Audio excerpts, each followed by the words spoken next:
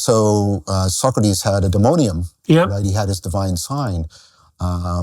And he said he always listened to, right? Right. He relied on that in his trial, in the apology, and said that that was the thing that made him different than other men. Now, what's interesting, and many people have said about it, especially in what's called third way scholarship, Platonic scholarship, Socrates both trusts it and always comes up with an argument around it.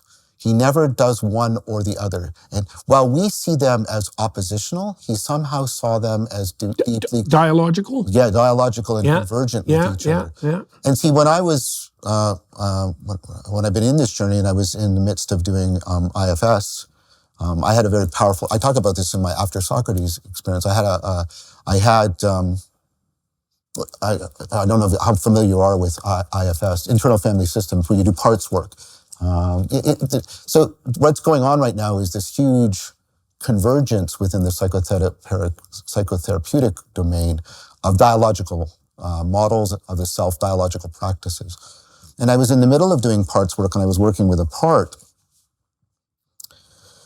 What would that mean practically? What were you doing exactly? So what happens is when you notice that you're sort of possessed by something, you try and step back like from your mother, your father, some ancestral spirit fragment. Yeah, and you try and step back into,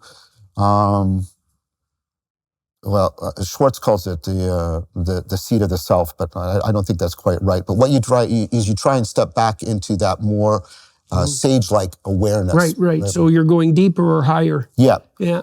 And then what you do is you try to, and you don't demonize this part, you try and enter into a dialogue. You realize that it is guarding something. This is, it has some adaptive functionality.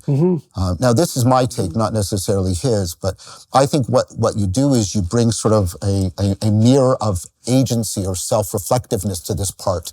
You act like a mindfulness mirror to it. You dialogue and you get to say, what you try and get it to explicate its normativity. What's actually governing and guiding it. And then you can help it develop that way. Yes, and you call it, and then you become Socratic with it. You call it to, but how much part are you following the normativity that you're enforcing on me? Yep. And what will happen frequently is it will relax and open. Because it's being listened to. It's being listened to, and it's also realized that there's an opportunity here for growth. Yeah. Of course, this overlaps with a lot of... So Jung recommended naming those things. Oh, you do. You name them. You name them. Yeah. But something happened, and you'll probably see a very Jungian thing in this. And like I said, this is difficult for me to talk about, but I did talk about it already publicly and after Socrates, and I trust... Hell of a thing for an introvert to do. Yes. So I was in the middle of one of these sessions, and an archetypal presence came in and pushed aside all the parts and said, no, you're going to listen to me. And who are you? He said, I'm Hermes. Oh, yeah. The god of interpretation, the god of meaning making. Did he have little winged slippers on in a little bit? Well, no, he winged messenger of the gods. He appeared, he very much had a presence of a psychopomp.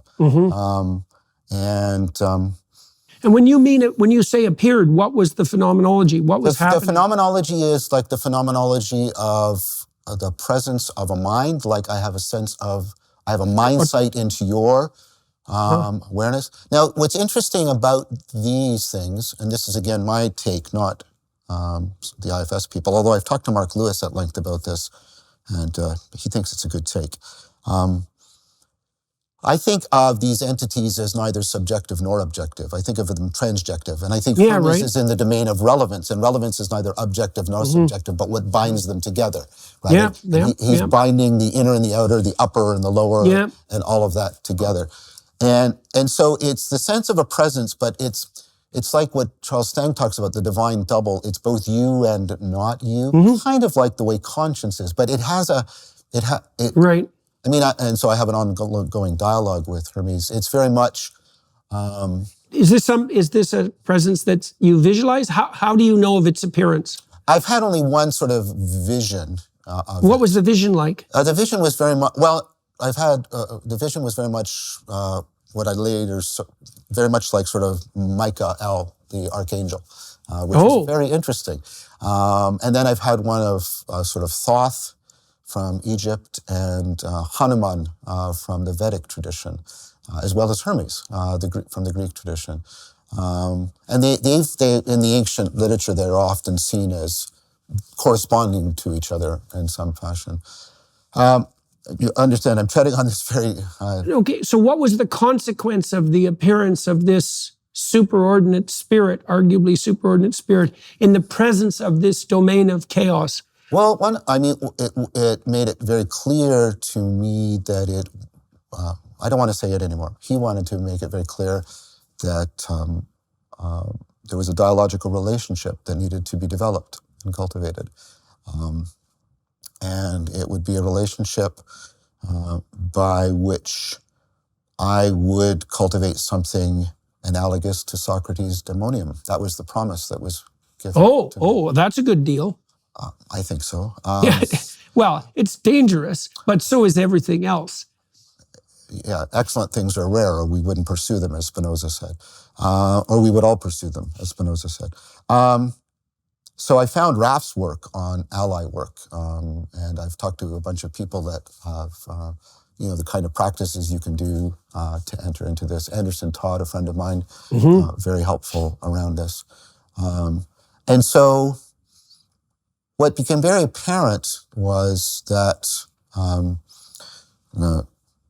that this daemonium and the way I've internalized Socrates as a sage were very allied to each other, because Socrates also portrayed himself as being metaxu, being between the human and the divine. And then to get to the deep answer to this all started to psychodynamically integrate with the intellectual, philosophical realization of the Platonic proposal that human beings are supposed to always hold in tonos, creative tension, Nicholas of Cusa, Heraclitus, our finitude and our transcendence.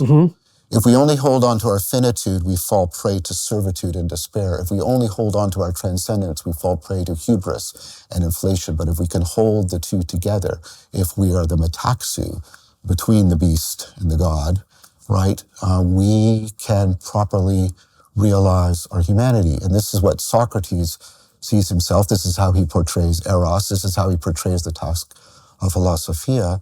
And so for me, that Socratic spirit and Hermes as a psychological, dialogical presence have become integrated together. So that's the answer. Well, that's quite a trip. Well, I mean,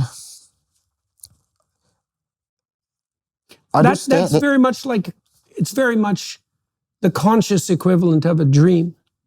It's like a dream, yeah. But what's intriguing is the Platonic Socratic possibility of it being filled as much with logos as it is with mythos. That there is also as much, because when I dialogue, I write out dialogues with Hermes. Yeah. It's very much, at times, it's very much like encountering an archetypal figure, and there's all this. Have you read the Red Book? I've read parts of it.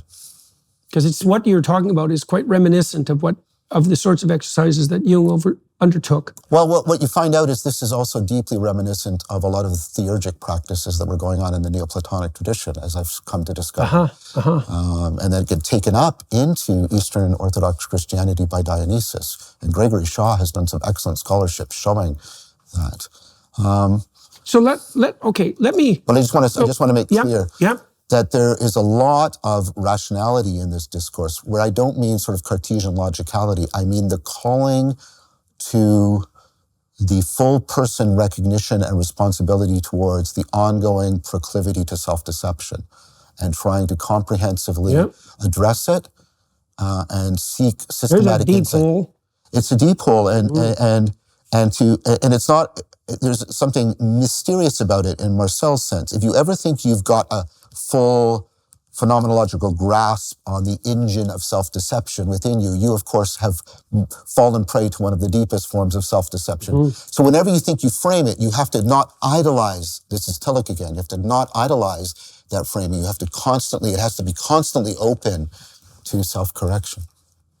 Yeah, well, the opposite of self-deception is probably something like the constant openness to self-correction rather than a stance per se. I was deceived, now I have the truth. It's like, no, there's a process by which you continually discover the truth. And allegiance to that is the opposite of self-deception. So that's what I would call my faith. My faith is a faithfulness to a process of self-correction, not to any one faculty as the voice of the divine.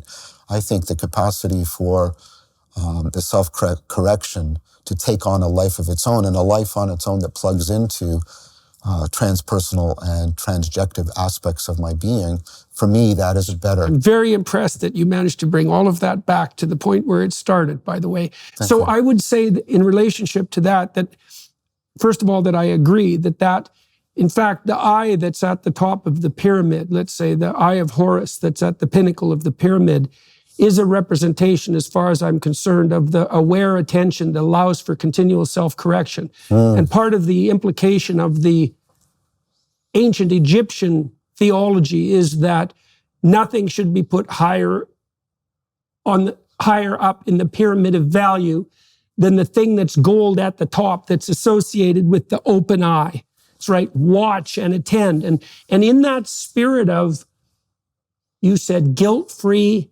there was two criteria you had, free of guilt and free of pride. Pride, yes. Just apprehension of what's there in front of Christ says something like this too. This is in the Gospel of Thomas, though. He says, the kingdom of God is spread upon the earth, but men either do not or will not see it. The will not being the more interesting one as far as I'm concerned. And part of that organization of the psychological hierarchy to put the I, not the letter I, but the I on top, is to prioritize that neutral isn't exactly right. No. It's an attention that's oriented towards the highest ineffable good, to put that above everything else.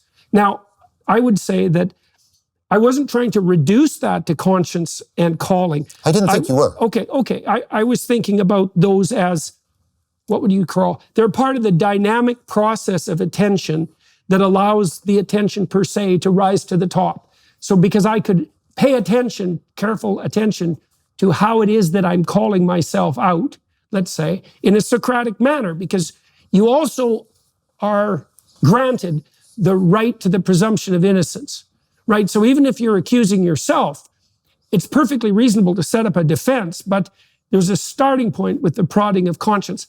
If conscience prods you, two questions come up. One is, I'm falling prey to an internal tyranny, and the other is, I'm wrong. Well, you need to figure out which of those two is right. You can do that dialogically. You can do that in conversation with someone as well. And calling is the same thing, I would say, is that a calling can emerge as a consequence of your possession by a particular ideological spirit, or it can be a manifestation of the real thing. And like, it's up to you to tread very carefully to make sure you get those right. And then the dynamic interplay of those two things is even more reliable, probably, especially if you share it with other people.